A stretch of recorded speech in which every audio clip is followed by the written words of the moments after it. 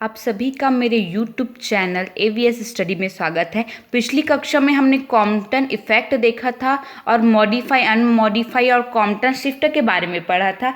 आज हम उसके डेरिवेशंस करते हैं। ये भी बहुत इंपॉर्टेंट है, उसकी थ्योरी के साथ डेरिवेशन भी आता है। तो सबसे पहले इस डायग्राम को समझ लेते हैं कि डायग्राम कहना क्या चाहता है।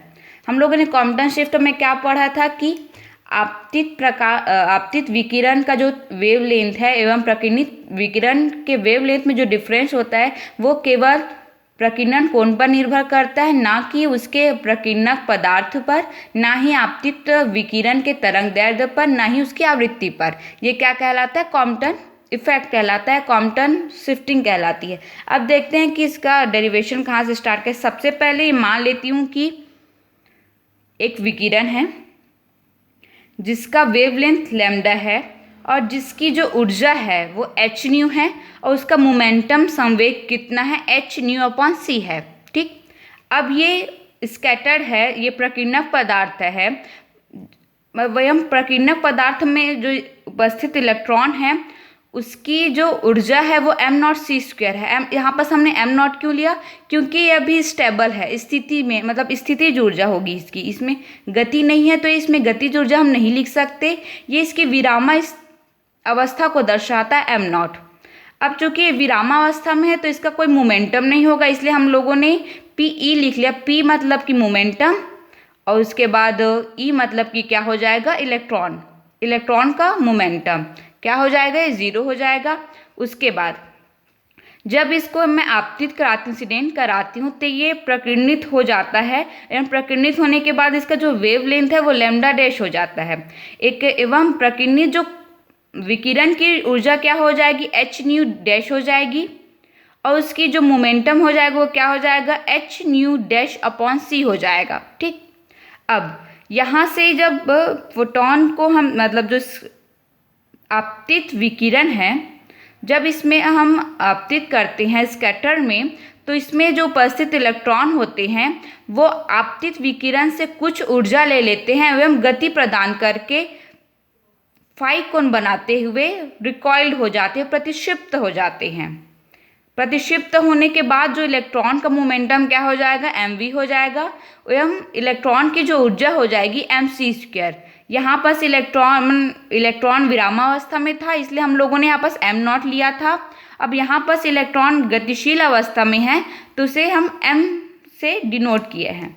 ठीक, अब डेरिवेशन में हम लिखना कैसे स्टार्ट करेंगे? यहाँ से तो आई होप सो आपको समझ में आ गया होगा कि डायग्राम कहना क्या चाह रहा है। अब देखते हैं कि डेरिवेशन क्या स्टार्ट करेंगे। जैसे कि मैंने स्टार्टिंग में बताया कि मैं क्या ले रही हूँ, एक लैम्डा तरंग दैर्ध्य व न्यू आवृत्ति का एक फोटोन प्रकीर्णक मतलब स्कैटर पर आपतित कराती हूँ। जैसे कि मैंने आपको बताया डायग्राम में कि आपतित फोटोन की ऊर्जा क्या है? एच न्यू है। वह आपतित फोटोन का संवेग एच न्यू अपॉन सी है। अब ये कहाँ से है इसको देख लेते हैं। जैसे कि हम डी ब्रोगली समीकरण से क्या जानते हैं कि लैम्डा इज इक्वल टू क्या होता है? एच अपॉन पी होता है। तो यदि मैं पी को इधर ले जाऊँ तो पी इज इक्वल टू क्या होगा? एच अपॉन लैम्डा हो जाएगा। अब लैम्डा का मान क्या होता है? एक और मान क्या जानते हैं? सी अपॉन म्यू जानते हैं। तो लैम्डा के जगह इसका मान रख देने पर यही आएगा आंसर। तो ऐसा हम लोगों ने इसका मोमेंटम निकाला है। अब जैसे कि मैंने डायग्राम में बताया था कि वह विराम अवस्था में प्रकीर्णक के मुक्त इलेक्ट्रॉनों की ऊर्जा क्या होगी? M not c square. मतलब अभी आपतित ना होने पर जब वो स्टेबल रहता है, इस कंडीशन में उसकी ऊर्जा क्या होगी? एम नॉट सी स्क्वायर होगी। अब देखते हैं, क्योंकि मैंने बताया था कि जब आपतित कोई भी विकिरण आपतित नहीं होता है प्रकीर्णक पदार्थ पर तो इसके इलेक्ट्रॉन मूवमेंट नहीं करते, तो उसका मोमेंटम कितना हो जाएगा? जीरो हो जाएगा। अब देखते हैं इसमें क्या बोला जा रहा है। अब जब फोटोन स्कैटर मतलब कि प्रकीर्णक पदार्थ के इलेक्ट्रॉनों से टकराता है तो अपनी कुछ ऊर्जा व संवेग इलेक्ट्रॉन को दे देता है। जैसे मैंने डायग्राम में बताया था, जब इस पर आपतित होगा तो इस स्कैटर के इलेक्ट्रॉन से टकराता है तो जो आपतित विकिरण है वो अपनी कुछ ऊर्जा इन इलेक्ट्रॉनों को दे देता है जिससे वो गति प्रदान करता है एवं उसकी गतिज ऊर्जा हमें मिलती है।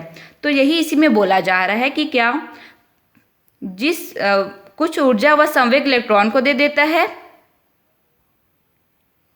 फिर जिसके फलस्वरूप इलेक्ट्रॉन कुछ गतिज ऊर्जा के साथ अपेक्षिकीय वेग v से एक दिशा में फाई कोण बनाते हुए प्रतिक्षिप्त या फिर रिकॉइल्ड हो जाता है। ठीक, अब उसके बाद जो फोटोन है वो थीटा कोण बनाते हुए प्रकीर्णित हो जाता है। यहाँ पर देखिए ये थीटा कोण बनाते हुए प्रकीर्णित हो जाता है ये। अब उसके बाद वह प्रकीर्णित फोटॉन की तरंग दैर्ध्य लैम्डा डैश व आवृत्ति म्यू डैश हो जाती है। जैसा कि पहले मैंने डायग्राम में बता दिया था कि पहले क्या था, आपतित विकिरण की जो तरंग दैर्ध्य व आवृत्ति है वो लैम्डा और म्यू थी, लेकिन प्रकीर्णित होने के बाद वही तरंग दैर्ध्य लैम्डा डैश हो जाती है और उसकी आवृत्ति क्या हो जाती है, म्यू डैश हो जाती है। अब देखते हैं कि प्रकीर्णित फोटॉन की ऊर्जा क्या हो जाएगी, एच म्यू डैश हो जाएगी। जैसे मैंने डायग्राम में पहले ही बहुत स्पष्ट रूप से समझा दिया है कि इसकी ऊर्जा और उसके मोमेंटम में चेंजेस कैसे आएंगे। उसके मोमेंट क्या हो जाएगा, एच न्यू डैश अपॉन सी हो जाएगी। अब चूंकि हमारा इलेक्ट्रॉन स्थिति मतलब स्टेबल नहीं है, वो मूवमेंट कर रहा है, तो मूवमेंट करते टाइम उसकी जो ऊर्जा होगी वो mc² हो जाएगी, उसका मोमेंटम कितना हो जाएगा, mv हो जाएगा। अब हम इसका डेरिवेशन, मेन डेरिवेशन स्टार्ट करते हैं। तो सबसे पहले हम क्या लिखेंगे कि ऊर्जा संरक्षण के नियम से हम जानते हैं कि ऊर्जा संरक्षण के नियम क्या बोलते हैं कि किसी भी ऊर्जा को सिर्फ रूपांतरित किया जाता है, उसके मान में परिवर्तन नहीं होता।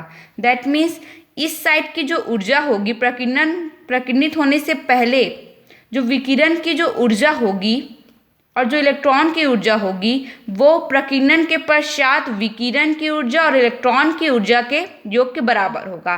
तो देखिए मैंने इसमें ऐसे लिखा है, सबसे पहले फोटॉन की जो ऊर्जा होगी एच न्यू होगी, प्लस जो स्टेबल इलेक्ट्रॉन है उसकी ऊर्जा कितनी होगी, m0c²। ये बराबर किसकी होगी, प्रकीर्णित विकिरण की ऊर्जा की एवं गतिशील इलेक्ट्रॉन की ऊर्जा के बराबर होगी। यही हमारा ऊर्जा संरक्षण का नियम कहता है कि सिर्फ रूपांतरित होता है, उसके मान में कोई परिवर्तन नहीं होता, दोनों बराबर होते हैं। ठीक, अब देखते हैं कि एच न्यू डैश को हम इधर शिफ्ट कर देते हैं, तो किस प्रकार, और m0c² को उधर ले जाते हैं, तो क्या हो जाएगा, h nu minus h nu dash is equal to mc² minus m0c²। अब इस m0c² को मैं इधर ले आती हूँ, इधर माइनस है तो इधर आके क्या हो जाएगा, प्लस हो जाएगा। तो क्या हो जाएगा, h nu minus h nu dash plus m0c² is equal to mc²। अब मैं इसे समीकरण 1 दे देती हूँ। अब क्या करेंगे उसको देखते हैं। अब इसी को और सॉल्व करते हैं। अब समीकरण 1 का मैं स्क्वायर कर देती हूँ। स्क्वायर करने पर ये क्या हो जाएगा, m² c⁴ हो जाएगा। उसके बाद इज इक्वल टू क्या हो जाएगा, h nu minus h nu dash plus m0c का स्क्वायर पूरे का होल स्क्वायर हो जाएगा। अब मैं इस वाले पार्ट को a मान लेती हूँ, इस वाले पार्ट को b मान लेती हूँ। ये फॉर्मूला किसका बन गया, a प्लस b का होल स्क्वायर। तो a प्लस b का होल स्क्वायर क्या कहलाता है, a का स्क्वायर प्लस b का स्क्वायर प्लस 2ab। ठीक, तो यही मैंने यहाँ पर लिख दिया।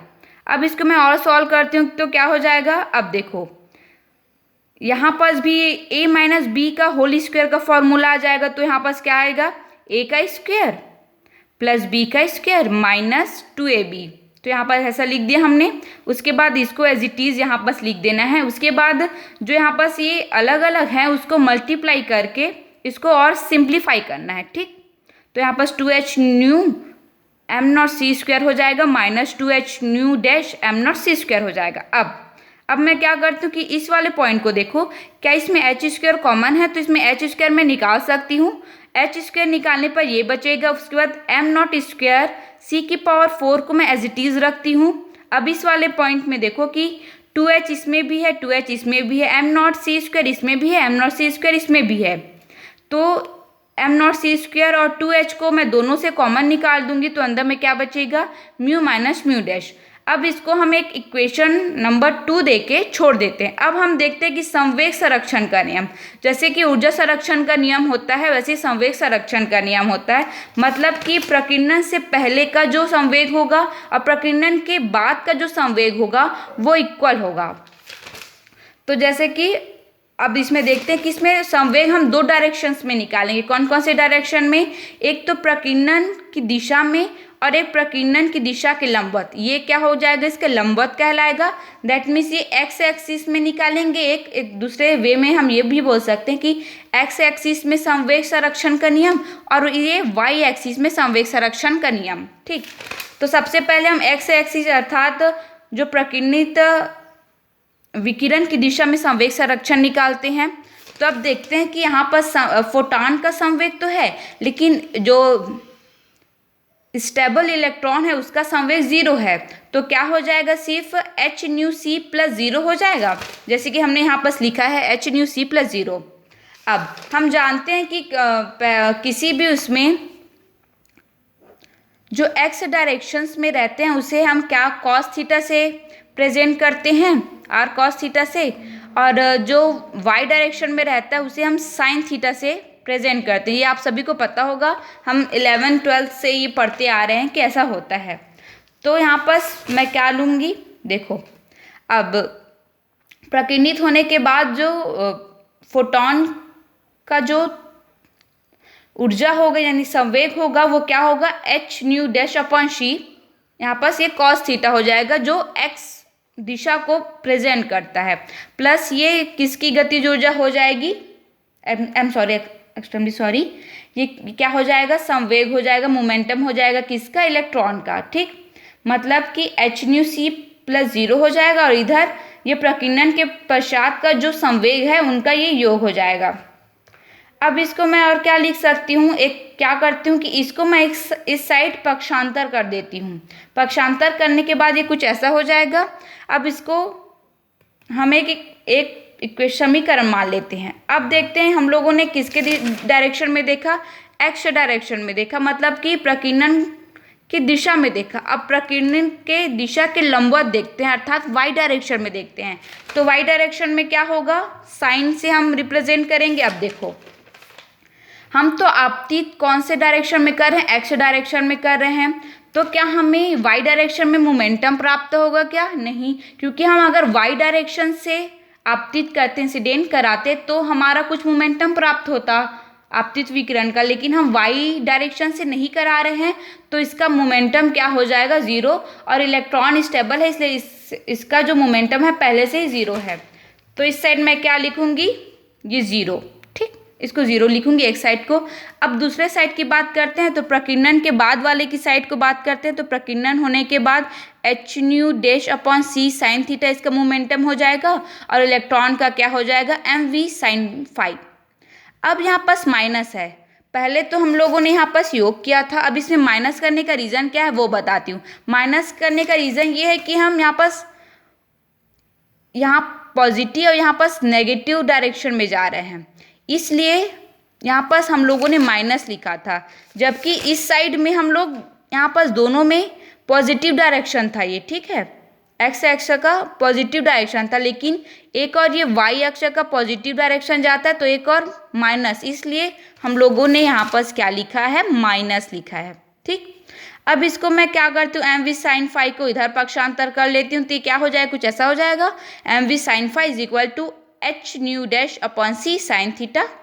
अब इसको मैं एक समीकरण 4 दे देती हूँ। अब मैं क्या करती हूँ कि ये जो समीकरण 3 है अर्थात एक्स दिशा में जो संवेग संरक्षण के नियम से जो हमें फॉर्मूला प्राप्त हुआ है और वाई डायरेक्शन में के संवेग संरक्षण के नियम से जो फॉर्मूला प्राप्त हुआ है, इन दोनों को मैं वर्ग करके स्क्वायर करके जोड़ देती हूँ।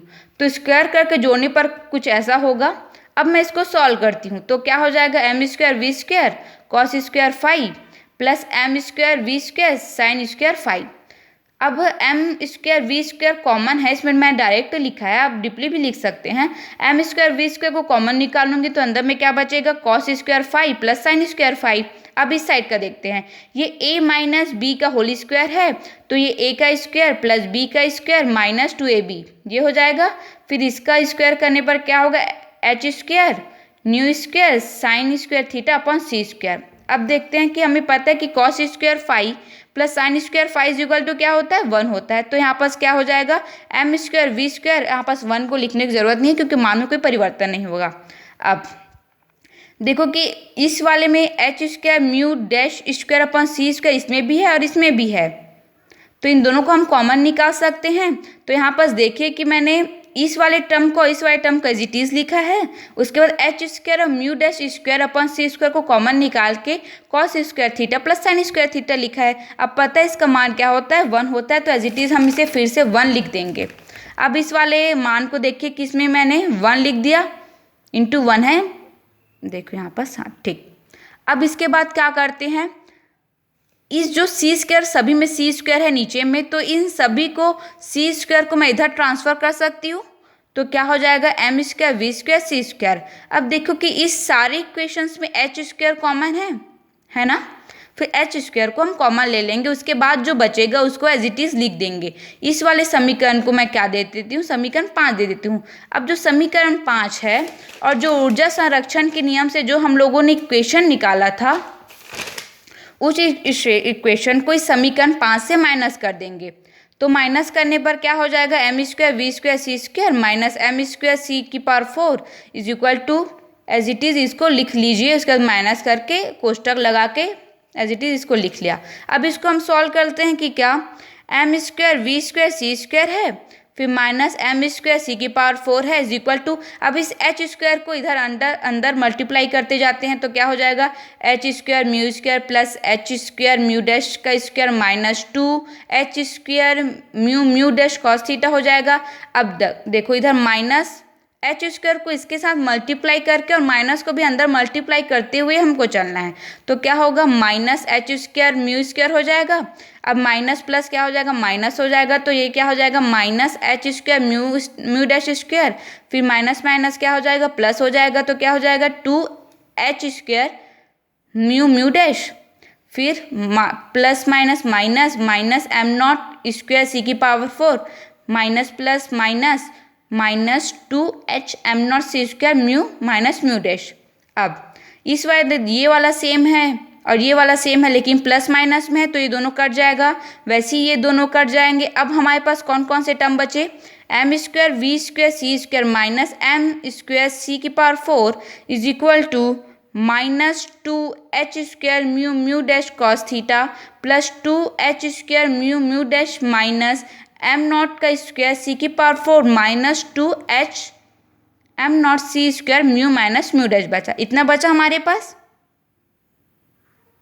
अब हम देखते हैं इसको और सिंप्लीफाई करने की, जितने हम सिंप्लीफाई कर सकते हैं उतना हम करेंगे। अब देखो अब क्या हो सकता है, देखो 2 h square mu minus mu dash इसमें भी है इसमें भी है, तो हम इसमें कॉमन निकाल सकते हैं, एक ये हो गया। उसके बाद जो ये वाला टर्म है मैं इसको इधर पक्षांतर कर दूंगी, तो ये माइनस है तो ये प्लस में चला जाएगा। देखिए हम लोगों ने इस साइड वैसे ही किया है, एम नॉट स्क्वायर सी की पावर इधर था, इधर माइनस में था तो ये प्लस हो गया। उसके बाद इस वाली इक्वेशन में 2 एच स्क्वायर म्यू डैश हम लोगों ने कॉमन निकाला, तो 1 माइनस कॉस थीटा अंदर में बचा, इसको हम एज इट इज लिखेंगे। अब इस वाले को छोड़ दो, इसमें देखो एम स्क्वायर सी की पावर 4 को अगर मैं कॉमन निकालती हूँ और इसमें ब्रैकेट बना दूँ तो यहाँ पास क्या बचेगा 1 बचेगा। अब चूंकि यहाँ पर सी स्क्वायर है, यहाँ पर सी 4 है, हम लोगों ने सी की पावर 4 निकाला है, तो यहाँ पर सी की पावर 2 को हम लोग इसमें डिवाइड कर देंगे ताकि ये मेंटेन रहे। तो यहाँ पास क्या हो जाएगा, यदि मैं एम स्क्वायर सी की पावर 4 निकालूंगी तो 1 माइनस वी स्क्वायर अपॉन सी की पावर 2 हो जाएगा, ये हो जाएगा। अब इधर देखो कि इधर हम एज इट इज लिख देते हैं। अब हम जानते हैं पिछली चैप्टर्स में हम लोगों ने पढ़ा है कि m इज इक्वल टू क्या होता है, m naught upon under root 1 minus v square c square, ये होता है। उसके बाद हम इसे और क्या लिख सकते हैं, इस वाले टर्म को मैं इधर पक्षांतर कर दूं और इस वाले m को इधर ले आऊँ तो क्या हो जाएगा, under root 1 minus v square upon c square is equal to m naught upon m हो जाएगा। अब इन दोनों की ओर मैं स्क्वायर लगा दूं तो ये रूट हट जाएगा और इधर स्क्वायर लग जाएगा। अब हमारे समीकरण में कुछ ऐसा ही टर्म्स है हमारे पास, तो इन टर्म के जगह हम m not square upon m square लिख सकते हैं। तो हम लोगों ने एज इट इज यहाँ पर क्या लिख दिया, m not square upon m square, और इधर एज इट इज हम लोग लिखते ही चले जा रहे हैं। अब एम स्क्वायर है तो एम स्क्वायर से एम स्क्वायर कट गया, तो यहाँ पास क्या बचा, एम नॉट स्क्वायर सी की power 4 minus m not square c की पावर 4 इज इक्वल टू, इसको एज इट इज फिर से लिख दिया। अब ये दोनों बराबर है तो ये दोनों क्या हो जाएंगे, कट जाएंगे, मतलब ये 0 के बराबर हो जाएंगे, तो हम लोगों ने इसे 0 के बराबर लिख दिया। अब मैं क्या करती हूँ, इस वाले टर्म को इधर पक्षांतर कर देती हूँ। ये माइनस में है तो इधर जाके क्या हो जाएगा, प्लस में हो जाएगा। अब मैं क्या करती हूँ, ये जो 2HM0c² है उसको मैं इधर ले आती हूँ। देखिए यहाँ पास नीचे में आ गया ये, और जो म्यू डैश है वो इधर, मतलब ये भी बोल सकते हैं जितने भी म्यू वाले टर्म है उसको एक साइड ले आओ और बाकी टर्म को एक साइड ले आओ। तो मैंने ऐसा कर लिया। तो फिर क्या हो जाएगा, 2h² 1 minus cos theta upon 2HM0c² is equal to mu minus mu dash upon mu dash हो जाएगा। अब यहाँ पास 2 है तो 2 से 2 कैंसिल हो जाएगा। यहाँ पास h² है, यहाँ पास h है तो एक h कट जाएगा, एक h रह जाएगा। तो हमारे पास इक्वेशन क्या बचेगा, h upon m0c² into 1 minus cos theta is equal to mu minus mu dash upon mu into mu dash. अब इसी में समीकरण 6 दे देती हूँ। अब मुझे mu minus mu dash upon mu into mu dash का मान निकालना है। वो कैसे निकालेंगे उसको देखते हैं। ठीक, अब हम जानते हैं कि लैम्डा इज इक्वल टू क्या होता है, सी अपॉन न्यू होता है। और मान लेती हूँ कि lambda dash is equal to क्या होगा, सी अपॉन न्यू डैश। अब लैम्डा डैश माइनस लैम्डा करने पर कुछ ऐसा हो जाएगा। अब मैं इसका एलसीएम निकाल दूंगी तो क्या हो जाएगा, म्यू डैश इंटू म्यू, और यहाँ पर क्या हो जाएगा, सी न्यू माइनस सी म्यू डैश। अब क्या कर लेती हूँ, इसमें सी दोनों में है तो सी को कॉमन निकाल ली। अब इस वाले सी को मैं इधर पक्षांतर कर देती हूँ। क्यों इधर पक्षांतर कर दूँ, क्योंकि मेरे को सिंगल किसका मान चाहिए, mu minus mu dash upon mu dash का ही मान चाहिए। तो मैं सी को इधर पक्षांतर कर देती हूँ। अब मुझे इसका मान मिल गया, क्या मिला, lambda dash minus lambda upon c. तो इसको मैं समीकरण 7 दे देती हूँ। उसके बाद जो समीकरण 6 है हमारा, ये समीकरण 6 है, उसमें इसका मान रखने पर, ठीक, अब इसका मान रखने पर क्या हो जाएगा, h upon m0c² 1 minus cos theta is equal to lambda dash minus lambda upon C. अब देखिए इधर c² है, इधर c है तो एक c कट जाएगा, बचा फिर एक c। फिर क्या बोला जा रहा है, h upon m0c into 1 minus cos theta is equal to lambda dash minus lambda. अब मैंने आपको थ्योरी में स्टार्टिंग में बताया कि कॉम्पटन इफेक्ट क्या कहलाता है, कि आपतित प्रकाश की तरंग दैर्ध्य एवं प्रकीर्णित विकिरण की जो तरंग दैर्ध्य में जो अंतर होता है वही कॉम्पटन शिफ्ट कहलाता है। तो यहाँ पास ये अंतर दिख रहा है तो इसे हम क्या बोलेंगे, कॉम्पटन शिफ्ट कहेंगे। ठीक, ये और जो इक्वेशन हमको प्राप्त होगा उसे कॉम्पटन शिफ्ट का इक्वेशन बोलेंगे। अब देखिए इस इक्वेशन में ये h है, प्लांक स्थिरांक है, ये कांस्टेंट रहता है, m0 भी कांस्टेंट रहता है क्योंकि स्टेबल इलेक्ट्रॉन का ये मास है। उसके बाद ये c है, ये निर्वात में प्रकाश का वेग हो गया, ये भी कांस्टेंट है। तो हमारे पास क्या बचा, थीटा, जो क्या है हमारा प्रकीर्णक कोण है। तो ये समीकरण से हमें स्पष्ट रूप से पता चल रहा है कि जो कॉम्पटन शिफ्ट है या फिर जो आपतित विकिरण के तरंग दैर्ध्य एवं प्रकीर्णित विकिरण के तरंग दैर्ध्य में जो अंतर होता है वो केवल और केवल किस पर डिपेंड करता है, प्रकीर्णक कोण पर, ना कि उसके प्रकीर्णक पदार्थ पर, ना ही उस आपतित प्रकाश की तरंग दैर्ध्य या फिर आवृत्ति पर। ये इस चीज़ को साबित करता है। आशा करती हूँ कि आपको ये वीडियो समझ में आया होगा और पसंद आए तो इस वीडियो को लाइक शेयर सब्सक्राइब ज़रूर करें और कुछ भी डाउट आए तो आप हमसे पूछ सकते हैं। Thank you.